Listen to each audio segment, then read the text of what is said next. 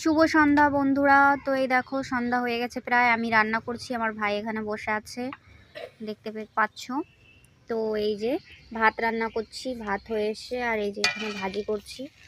এটা কিসের ভাজি বলতে পারবে কেউ? এটা হচ্ছে ফুলকপির যে ডাঁটি হয় সেই ডাঁটি, পেঁয়াজ রসুন আর মাছের মাথা দিয়ে ভাজি করেছি কাঁচা লঙ্কা দিয়ে, দারুণ লাগে। আর নামানোর আগে একটু ধনেপাতা কুচি দিয়ে দিতে পারো, মুখে লেগে থাকবে, একদম মুখে লেগে থাকার মতন স্বাদ, একদম দেখতে পাচ্ছ, দারুণ লাগে। এই এক পদ দিয়েই তোমার সব খাওয়া হয়ে যাবে। আর এইদিকে আছে ফুলকপি, এই ফুলকপিগুলোর পকোড়া করব। আর এই যে মাছ ভাজা, এগুলো দিয়ে ফুলকপি আলু দিয়ে তরকারি করব, এই যে কেটে রেখেছি।